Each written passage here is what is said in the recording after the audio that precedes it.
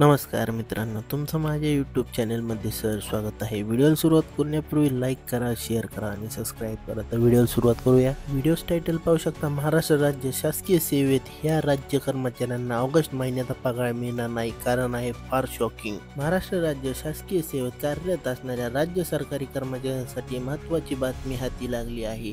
ही बातमी आहे ऑगस्ट महिन्याच्या दिल्या जाणाऱ्या वेतनाच्या संदर्भात. मिळालेल्या माहितीनुसार राज्यातील काही सरकारी कर्मचाऱ्यांना जुलै महिन्याचा पगार म्हणजेच ऑगस्ट महिन्यात जो पगार मिळेल तो दिला जाणार नाहीये. जर सरकारी कर्मचाऱ्यांनी आपली उपस्थिती नोंदवताना नव्या प्रणालीचा वापर केला नाही तर त्यांना जुलै महिन्याचा पगार मिळणार नसल्याचे परिपत्रक राज्य शासनाच्या काही विभागांकडून जारी करण्यात आले असल्याची माहिती समोर आली आहे. दरम्यान आता आपण हे संपूर्ण प्रकरण नेमके काय आहे याबाबतची माहिती समजून घेणार आहोत. काय हे संपूर्ण प्रकरण?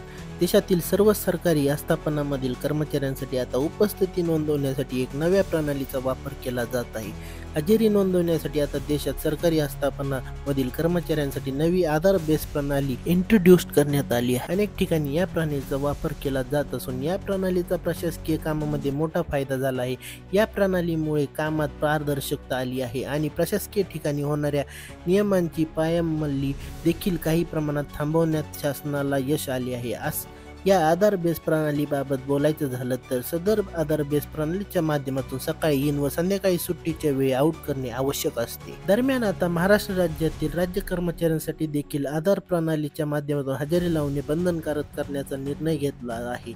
या अनुषंगाने राज्यातील काही विभागांकडून परिपत्रक सुद्धा काढण्यात आले आहे. राज्य सरकारच्या काही विभागाकडून हजेरीसाठी आधार बेस प्रणालीचा वापर करण्याच्या सूचना देखील देण्यात आल्या आहेत. या प्रणालीचा वापर 1 जुलै 2025 पासून बंधनकारक करण्यात आला आहे आणि महत्त्वाचे म्हणजे जे कर्मचारी या प्रणालीचा वापर करून आपली उपस्थिती नोंदवणार नाहीत त्यांना जुलै महिन्याचा पगार दिला जाणार नाही असे सुद्धा मीडिया रिपोर्टमधून समोर आले आहे. राज्य कर्मचाऱ्यांचे म्हणणे काय? राज्यातील बहुतांश कर्मचाऱ्यांनी आधार बेस प्रणालीच्या माध्यमातून उपस्थिती नोंदवण्याच्या निर्णयाचे स्वागत केले आहे.